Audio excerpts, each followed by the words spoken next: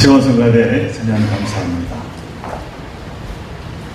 우리 황상근 집사님이 안 계셔서 좀 그죠? 부족한 것 같지만 또 우리 김가우 목사님께서 열심히 사해서 또 지혜해 주셔서 하나님께서 우리 시원성가대 찬양 기뻐 받아 주셨으리라 믿습니다. 입춘이 지나 조금 더위가 누그러진 듯 합니다만은 여전히 덥습니다. 그러나 하나님을 사모하여 진주에 나와 예배드리는 여러분들 그 믿음 위에 하나님의 크신 은총이 가득하기를 간절히 바랍니다. 사실 이처럼 더운 날은 말씀이 간단하고 짧아야 은혜로운 것 같습니다. 사람은 더위를 이기는데 필요한 인내력의 한계가 있기 때문입니다. 그런데 오늘 제가 준비한 말씀이 오히려 좀 어렵습니다.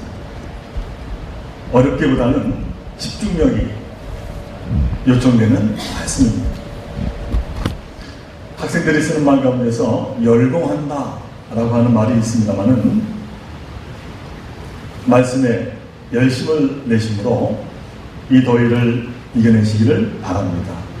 말씀 가운데 영적인 시원함을 느끼며 그에 합당한 은혜 받는 귀한 시간 되시기를 주님의 이름으로 간절히 축원을 드립니다.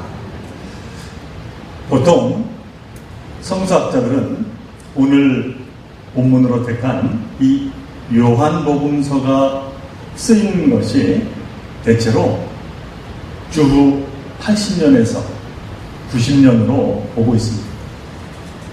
이에 비해서 마태, 마가, 누가복음이 쓰인 것은 이보다 앞선 주후 70년에서 80년경으로 추정합니다. 그러니까 오늘 읽은 이 요한복음의 말씀이 사복음서 가운데서 가장 늦게 기록된 말씀이 되겠습니다. 그런데 무엇보다도 이 요한복음은 마태, 마가, 누가 복음서와는 달리 예수님에 대해서 굉장히 파격적인 말씀이 나옵니다. 아니, 혁명이라 할 수 있는 그러한 주장을 하고 있습니다. 그것은 다름이 아니라 예수님이 하나님이시다 라고 하는 주장입니다. 오늘 우리에게 있어서 성부, 성자, 성령, 삼위가 일체라고 하는 교리를 당연한 것으로 받아들이고 있습니다만은 예수님이 하나님이라고 하는 주장은 그래서 하나도 파격적이거나 혁명적일 수 없습니다. 그런데 이 요한복음이 기록될 그 당시에 이 주장은 굉장히 충격적인 주장이었습니다. 그래서 아주 큰 문제가 발생하게 됩니다. 우리가 신약 성경을 보면은 무엇보다도 먼저 사복음서, 곧 마태, 마가, 누가, 요한복음을 만나게 되는데 그 가운데 제일 먼저 기록된 것이 다름 아닌 마가복음입니다. 그리고 이 마가복음서에서는 예수님을 어떻게 고백하는 거 아니? 곧 그리스도 부세주라고 고백하고 있습니다. 이 내용이 마가복음 8장에 잘 이제 기록되어 있습니다. 예수님이 제자들과 함께 갈릴리에서 예루살렘으로 올라가는 길에 예수께서 제자들에게 묻습니다. 8장 27절의 말씀입니다. 사람들이 나를 누구라 하느냐? 이에 제자들은 세례자 요한이라고 합니다. 엘리야라고 하는 사람도 있습니다. 또 예언자 가운데 한 분이라고 하는 사람들도 있습니다. 이렇게 대답을 합니다. 그러자 예수님이 제자들에게 또 묻습니다. 그러면 너희는 나를 누구라 하느냐? 이에 수제자 베드로가 나서서 고백합니다. 마가복음 8장 29절의 말씀입니다. 주는 그리스도시니이다.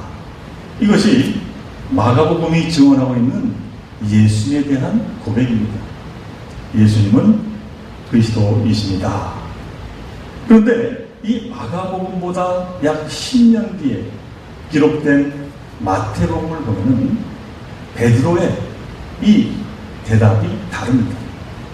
베드로의 그리스도 고백이 마태복음에는 16장 15절 이하에 나와 있는데 그 내용이 이렇습니다. 예수님이 제자들에게 묻습니다. 너희는 나를 누구라 하느냐? 그러자 시몬 베드로가 대답합니다. 주는 그리스도시요 살아계신 하나님의 아들이십니다. 곧 마태복음은 마가복음과는 다르게 예수님을 그리스도일 뿐만 아니라 하나님의 아들이시기도 하다. 이렇게 고백하고 있습니다. 그런데 이 마태복음보다 10년 뒤에 쓰인 이 요한복음서에 가서는 또 달라집니다. 요한복음의 예수에 대한 고백은 처음 머릿말에 잘 나와 있습니다. 그 말씀을 이제 읽어보면 이러한 고백이 나옵니다. 요한복음 1장 1절의 말씀입니다. 태초에 말씀이 계시니라. 이 말씀이 하나님과 함께 계셨으니 이 말씀은 곧 하나님이시니라. 태초에 말씀이 계셨다는 것입니다. 그런데 이 말씀이 하나님과 함께 계셨다는 것입니다. 그러니까 말씀도 계시고 하나님도 계셨다고 따로따로 구분해서 말씀하고 있습니다. 그런데 이어서 또 이렇게 말씀하십니다. 이 말씀이 곧 하나님이십니다. 말씀과 하나님이 따로 구분된 것 같았는데 알고 보니 한 몸으로 같다는 것입니다. 말씀이 하나님과 함께 계셨는데 이 말씀이 바로 하나님이시라는 것입니다. 그리고 오늘 읽은 본문 말씀이 14절로 넘어서면은 이 말씀이 어떤 분이신지 구체적으로 설명하고 있습니다. 1장 14절의 말씀이 육신이 되어 우리 가운데 거하시네. 우리가 그의 영광을 보니 아버지의 독생자의 영광이요 은혜와 진리가 충만하더라. 한번 정리해 보겠습니다. 말씀이 하나님과 함께 계셨습니다. 그런데 그 말씀이 곧 하나님이십니다. 그리고 그 하나님과 같은 말씀이 육신이 되셨다는 것입니다.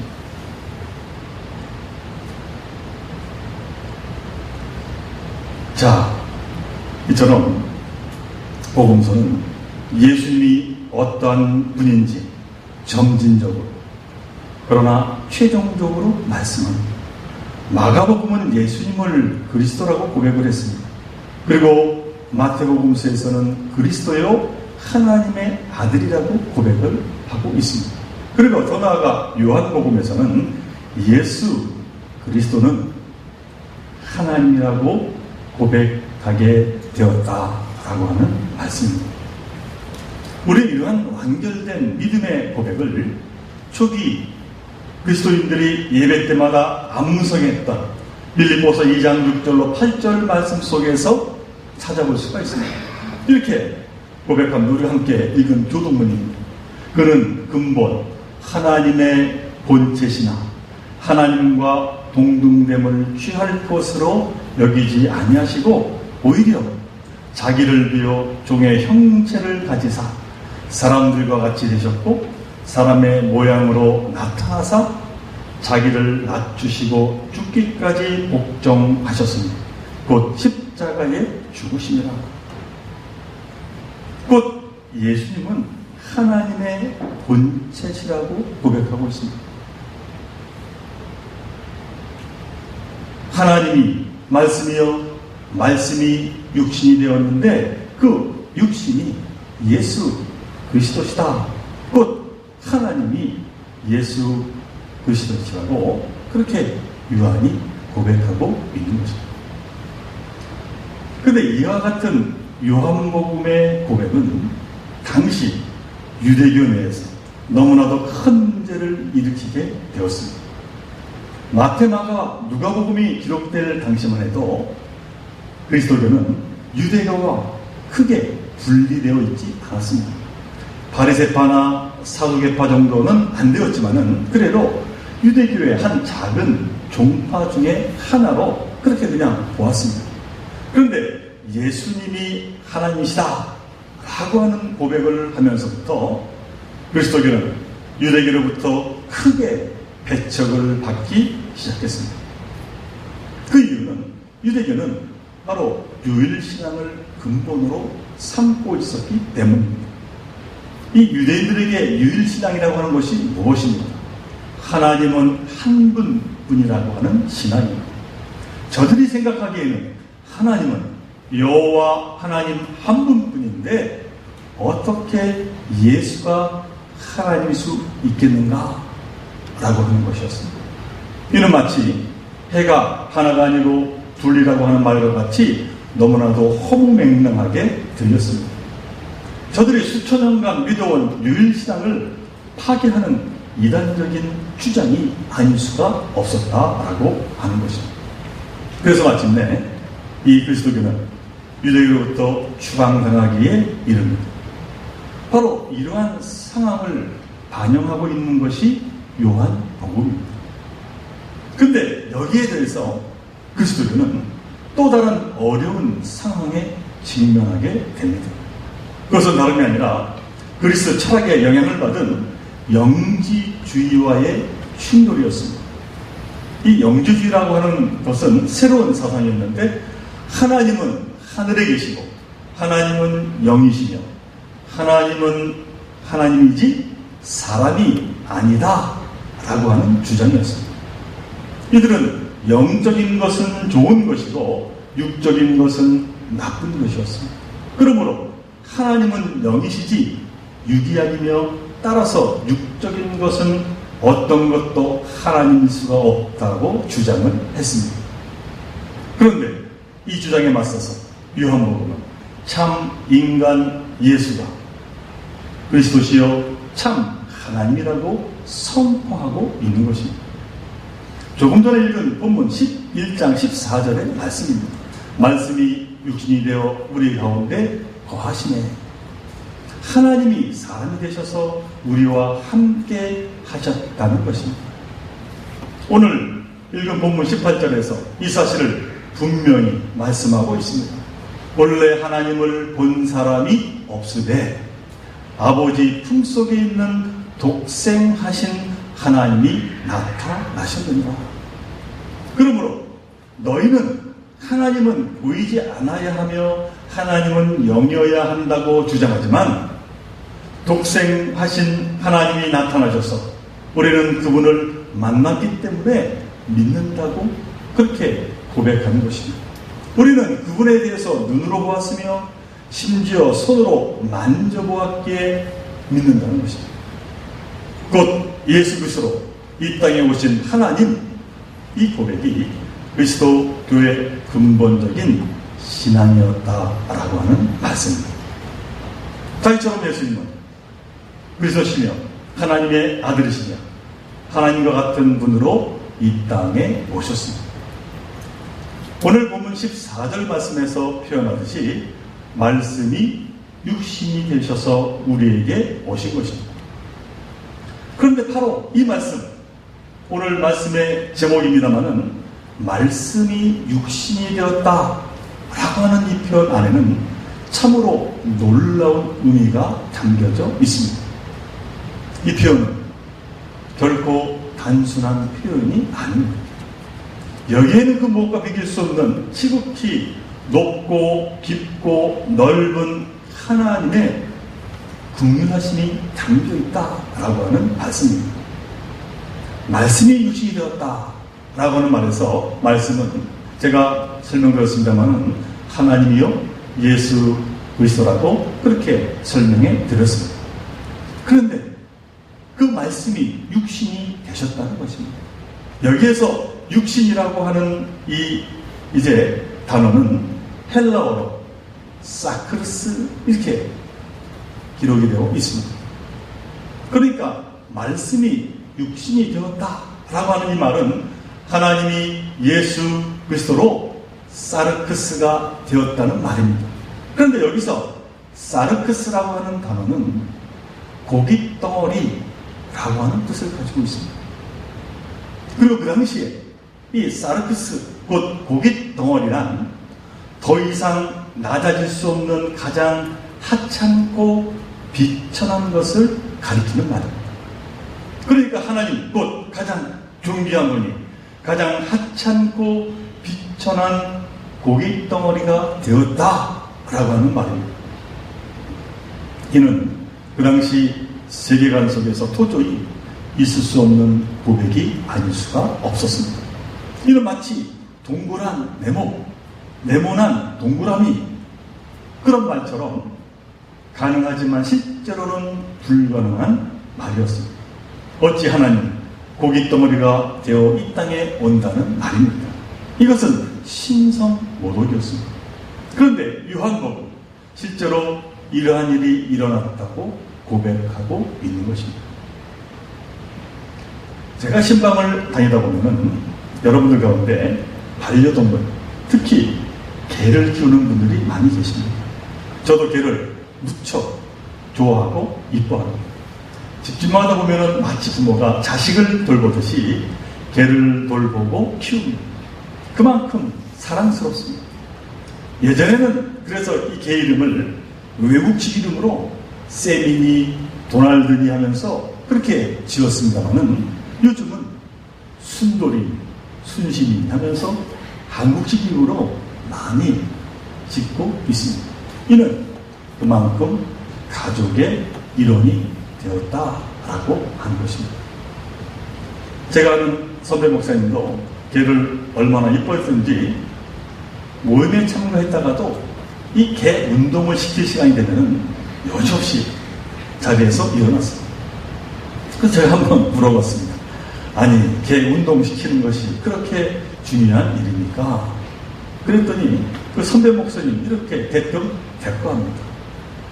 밤늦게 집에 들어갔을 때 반기는 것은 마누라도 아니고 자식도 아니고 오로지 그놈밖에 없기 때문에, 그러니 사랑스러워 돌보지 않을 수 없다고 그렇게 대답하는 것이었어요.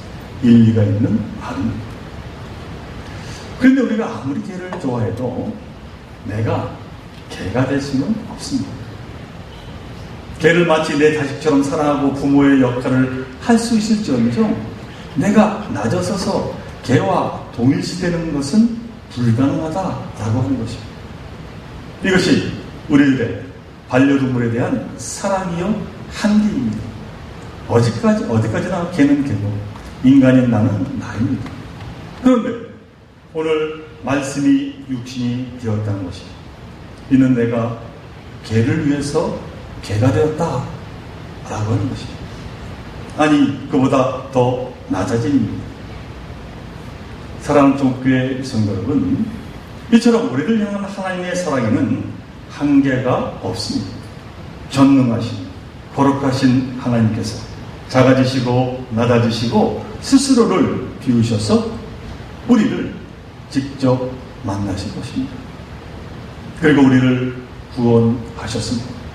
이 하나님의 긍휼하심을 언제나 기억하며 살아가는 저와 여러분 되시기를 간절히 바랍니다. 오늘 본문의 말씀이 우리에게 전해주는 이 말씀과 더불어서 또 하나의 복된 말씀이 있습니다. 그것은 우리가 다 알고 있는 신앙입니다. 곧 임마누엘 신앙입니다. 하나님은 우리와 함께 하시는 분이시라고 하는 진리입니다. 오늘 본문 14절을 보면은 말씀은 육신이 되었을 뿐만 아니라 우리 가운데 거하심에 하셨습니다. 하나님은 늘 우리 가운데 계시다는 것입니다. 기쁠 때나 슬플 때나 건강할 때나 병들었을 때나 언제 어디서나 우리와 함께 계신다는 것입니다. 여러분들은 이 진리를 진리로 믿고 계십니다. 사실 우리는 어떻습니까? 날마다 주님이 어디 계신가 하고 묻습니다. 그래서 조금만 불편하고 고통스러워도 괴로워도 왜 나를 외면하시고 방치하시는가 하면서 주님이 계심을 의심합니다. 어째서 이러한 고통이, 이러한 기막힌 일이 나에게, 내 가족에게 일어날 수 있는가? 내가 이렇게 힘들어 너무나 죽겠는데 주님은 도대체 어디에 계신가? 정말로 계시기는 한 것인가? 따지며 원망할 때가 많습니다. 그러나 우리가 분명히 알아야 할 것은 하나님께서 굳이 육신이 되어 이 땅에 오신 것은 바로 우리 가운데 우리와 더불어 늘 함께 하시기 위함이라고 하는 사실입니다. 하나님은 당신이 택한 백성들, 그들을 향하여 분명히 이렇게 약속하셨습니다. 이사야서 41장 10절의 말씀입니다. 두려워하지 말라. 내가 너와 함께함이라. 놀라지 말라. 나는 네 하나님이 됨이라. 내가 너를 굳세게 하리라. 참으로 너를 도와주리라. 참으로 나의 의로운 손으로 너를 붙들리라. 하나님은 이미 우리의 삶 속 깊이 와 계시는 분이십니다. 우리의 생명 가운데서 살아 움직이고 계십니다. 우리의 삶과 생명을 더 풍성하게 해 주시기 위해서 매 순간 동행하고 계시다라고 하는 사실입니다. 우리가 어떤 것을 간절히 소망하고 간구하면 그것이 하나님의 뜻 안에서 이루어질 수 있도록 우리를 향해 귀를 기울이고 계시다라고 하는 사실입니다. 다만 우리가 그것을 미처 깨닫지 못할 뿐인 것입니다. 오늘 우리에게 주신 말씀이 육신이 되어 우리 가운데 거하신다. 이 복된 말씀이 저와 여러분에게 참으로 큰 은혜의 말씀이 되기를 다시 한번 간절히 소망합니다. 하나님의 크신 사랑을 우리에게 한 번도 아니고 두 번이나 반복해서 강조하고 있음을 기억해야 합니다. 하나님 육신으로 낮추신 그 사랑하심, 그리고 임마누엘 사랑하심, 그 사랑이 바로 하나님의 사랑이시다라고 하는 것입니다.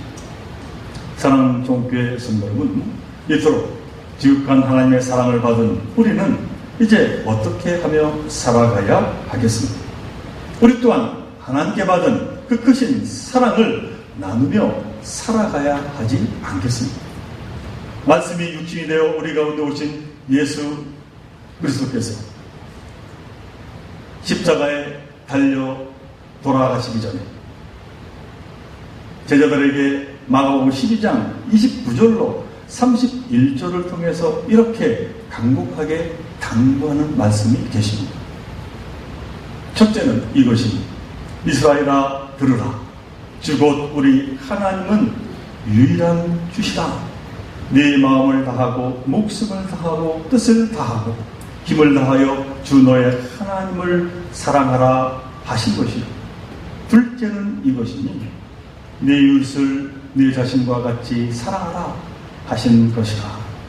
이보다 큰 계명은 없느니라. 믿어온 여러분, 육신으로 오신 하나님의 사랑을 다시 한번 깊이 체험하고 하나님께 받은 그 크신 사랑을 기억하며 하나님께 더욱더 영광 돌리고 또한 그 사랑을 이웃들에게 나누며 살아가는 저와 여러분 되시기를 간절히 바랍니다. 그 귀한 삶을 감당해 나갈 때 말씀이 육신이 되어서 이 땅에 오신 정말로 하나님께서 우리의 모습을 바라보시며 기뻐하시고 더 큰 하늘의 충만한 은혜로 더하여 주실 줄로 믿습니다. 귀한 삶을 감당함으로 나아간 죄도 모두가 되시고 다시 한번 주님 이름으로 간절히 축원을 드립니다. 우리 함께 기도드립니다. 사랑하는 하나님, 오늘 요한복음 1장 귀한 말씀을 통하여 다시 한번 하나님의 그 놀라우신 긍휼하심을 깨달아 알게 하여 주시니 참으로 감사를 드립니다. 이 땅에 그리스도로 하나님의 아들로 또한 하나님 본체로 오셔서 우리를 구원하여 주시며 영원한 생명을 주신 그 놀라운 사랑을 저희들 다시 한번 깨달아 그 귀한 사랑에 맞는 삶을 감당하며 다짐하는 저희들 모두가 되게 하여 주옵소서. 참으로 사랑의 그 귀한 사명을 감당하는 좋은 교회, 귀한 좋은 교회로 주께서 선별하시며 인도하여 주옵소서. 이 모든 것 간절히 바라올 때마다 우리 주 예수 그리스도 이름으로 감사하며 기도하옵나이다. 아멘.